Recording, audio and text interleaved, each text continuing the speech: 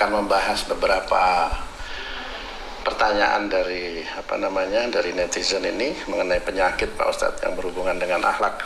Yang pertama itu ada yang bertanya mengenai sakit mah yang berhubungan dengan rasa nyeri di ulu hati gitu Pak Ustadz.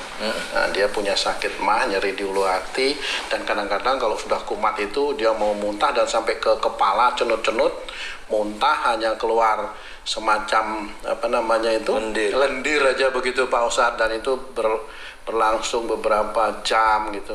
Itu pertanyaan dari netizen yang ada di Bali, kayaknya ini ada di Bali. Monggo Pak Ustadz, bagaimana penjelasannya menurut akhlak bagaimana? Ya, alhamdulillah. Terima kasih Tung. Assalamualaikum warahmatullahi wabarakatuh. Waalaikumsalam warahmatullahi. Jadi pertanyaan bagus sekali. Pertanyaan ini biasanya muncul dari saudara-saudara kita yang selalu kalau sakit di perut dan itu sudah bertahun-tahun, analisa dari teman-teman dokter hanya asam lambung.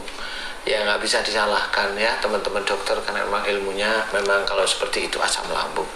Kalau dari sisi dari sisi akhlak, kemudian apa sih yang terjadi? Insya Allah sebenarnya ya, atas izin Allah itu sebenarnya. Jadi yang pertama kali dari sisi akhlak itu ada dua kemungkinan. Kalau memang itu di ulu hati, kemudian di perut, saya bilang ulu hati ini bisa aja lambung, kemudian di perut ini ya usus dan sebagainya isinya itu. Kalau di ulu hati itu, kalau dari sisi akhlak berhubungan dengan seseorang yang sakit di daerah ulu hati ini agak susah menerima masukan, agak susah menerima nasihat orang lain. Awalnya begitu. Apalagi kalau dia sakit mutah, berarti dia kalau diberi masukan, diberi nasihat tuh ngebantah. Membalikkan, pokoknya kalau diberi masukan atau nasihat, entah itu orang tuanya, entah itu pasangannya, itu membantah. Nah itu ketahuan kalau mamanya dia makan selalu keluar lagi. Itu ceritanya makan itu sama seperti nasihat, nanti dikeluarkan. Hatinya nggak mau, lambungnya nggak mau nerima. Itu terjemahan dari akhlak, dan itu dicirikan oleh Allah Ta'ala seperti itu. Jadi kalau itu ingin sembuh, umpamanya punya anak yang belum akil balik, masih bayi atau masih pokoknya belum akil balik, kalau dia itu diberi susu mutah, dimakan mutah, ini berarti ada salah satu orang tuanya yang kalau diberi masukan, nasihat, ilmu-ilmu yang baik itu membantah, berkata-kata kembali. Jadi itu biasanya anaknya mutah, atau dia sendiri besok kalau dia sakit cirinya mutah. Jadi sakitnya apa aja itu dia itu mutah. Nah, di sini harus kita sadari dari sisi akhlak itu seperti itu. Di ulu hati kalau dia mual biasanya susah menerima nasihat orang lain. Kalau mamanya dia mutah, berarti di luar dia itu tidak menerima nasihat orang lain, biasanya terus menjawab. Jadi dia jawabnya asal-asalan, atau dinasihatin menjawabnya dengan emosi. Bukan memotong pembicaraan, bukan ya? Beda ya? Bisa aja sebenarnya dalam memotong pembicaraan, kan intinya marah kan bisa aja. Jadi itu semuanya intinya kalau berhubungan dengan nasihat. Nasihat untuk memperbaiki dia sendiri, tapi dia tidak mau. Umpamanya seorang istri dinasihatin suami, dia menolak. Nah itu nanti anaknya ada yang seperti itu. Dan kalau ciri sakit dia sendiri, istrinya ya begitu, nanti mutah-mutah, pusing, mutah-mutah, seperti itu. Yang dianalisa dokter ya masuk angin biasa. Nah seperti itu. Nah ini yang di ulu hati. Kemudian kalau yang di perut, biasanya kecenderungan kalau ada persoalan-persoalan dalam rumah tangga, perut itu isinya usus ya. Usus itu dipergunakan untuk menyerap sari-sari makanan. Nah, kalau menyerap sari-sari makanan itu berarti adalah di dalam kehidupan berumah tangga, ini saya analogikan, di dalam kehidupan berumah tangga itu ada sesuatu yang harus kita serap menjadi ilmu, bisa menjadi lebih dekatnya kita kepada Allah Ta'ala, atau yang kita tolak karena memang itu keluar dari syariat. Ya, contoh umpamanya kita punya istri, omongannya itu tidak kurang baik atau senangannya ngerasanin orang atau ini, nah itu kita tolak. Dengan cara tolak bukan dimarahin, tapi hentikan bicaramu, mah, yang, bu, dek dan sebagainya, hentikan, kamu nggak boleh ngomong seperti itu, menolak namanya. dan menolak tapi memperbaiki. Jadi intinya adalah kita harus menolak. Nah, itu ciri dari usus. Tetapi ciri dari usus itu menyerap. Mana yang manfaat diserap, dijadikan energi nantinya, dijadikan ya ada mineral, ada macam-macam itu. Kemudian kalau yang tidak manfaat dikeluarkan melalui feces ya, apa namanya itu, kotoran ya, feces. Jadi itu sama di perut. Jadi kalau ada seseorang sakit di daerah perut, insya Allah berhubungan dengan emosional di dalam mencikapi kehidupan berumah tangga, ini khususnya yang sudah berumah tangga.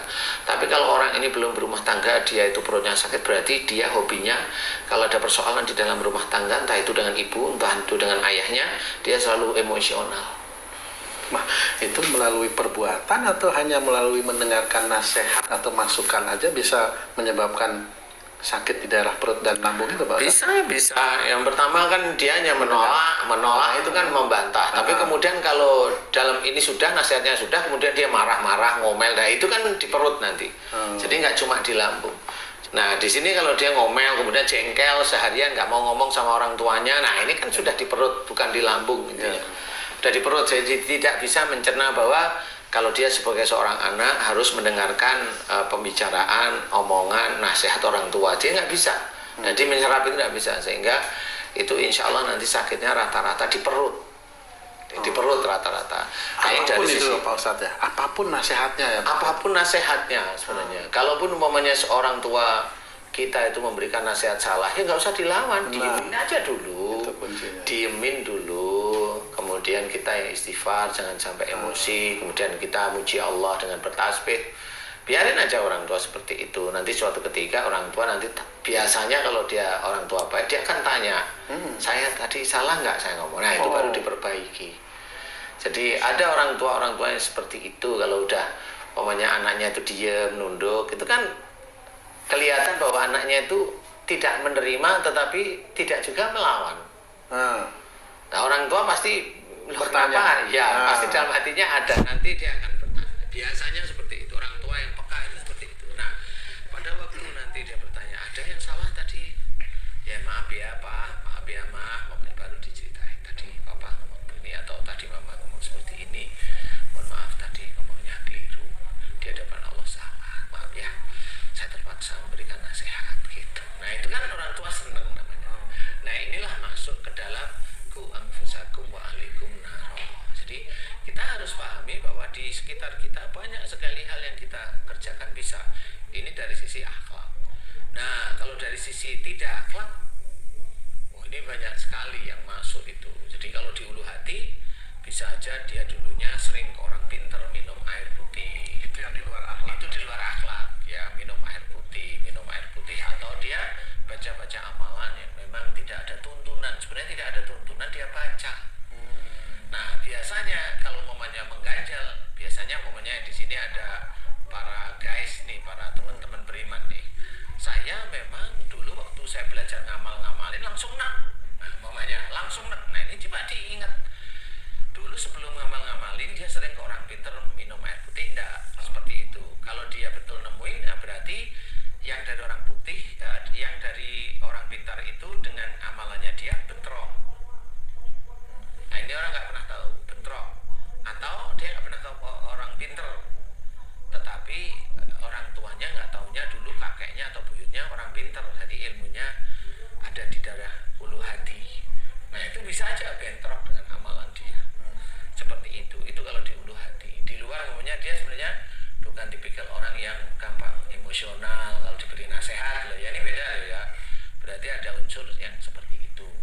Kemudian kalau di perut macam-macam, hampir sama, relatif antara ilmu dari orang pintar itu sudah dari sejak kecil, kemudian dari dia ngamal-ngamalin sesuatu untuk membaca memang niatnya bukan karena Allah Ta'ala, itu pasti nanti akan masuk, jin itu akan masuk kepada apapun yang dilakukan oleh manusia yang niatnya bukan lillahi ta'ala. Jin itu insya Allah masuk siapapun orangnya, orang Indonesia kayak, orang Cina kayak, orang Amerika kayak, orang Eropa kayak, orang Arab pun sama. Kenapa seperti itu? Karena memang orang itu disuruh hidup itu harus lillahi ta'ala. Inna sholati wa nusuki wa mahyaya wa mamati lillahi rabbil alamin. Ini harus kita ketahui. Sesungguhnya sholatku, ibadah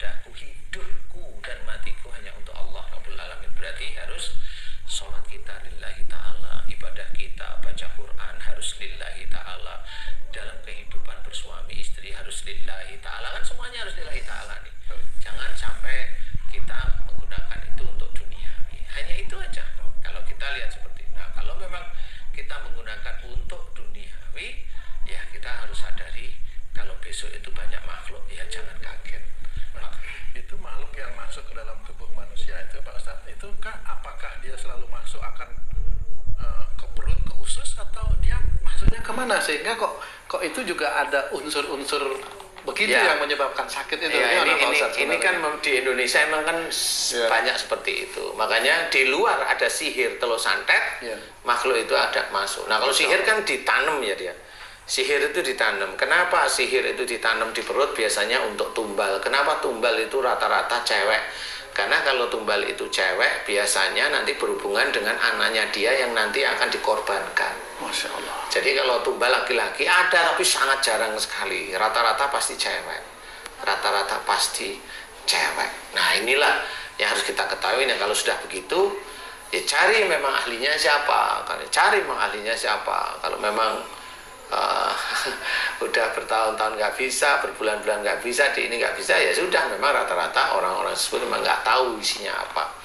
Nah ini yang harus kita ketahui, bahwa rata-rata tumbal itu di perut, biasanya mendesak ke daerah ulu hati. Jadi ada sesuatu di perut, kemudian kalau ada orang itu bilang ada yang naik di ulu hati, nah berarti itu jelas bukan penyakit fisik, berarti ini penyakit yang non fisik. Berarti penyakit ini analisanya cuma satu, ini metafisik dan harus diselesaikan dengan orang yang ahli diizinkan oleh Allah Ta'ala. Begitu kurang lebih. Oke, terima kasih banyak Pak Ustadz. Tapi belum doanya ya, belum doanya. Makanya itu. Belum. Jadi pengetahuan dulu. Pengetahuannya dulu. Pengetahuan dulu guys. Baiklah sahabat beriman yang dirahmati oleh Allah. Demikian tadi penjelasan dari guru kita Pak Ustadz Danu mengenai sakit yang umum sekali ya, di lambung dan di ulu hati yang kadang-kadang sering perih gitu. Simak terus acara kita ini ya sahabat beriman, mudah-mudahan ini bisa menjadi wawasan kita.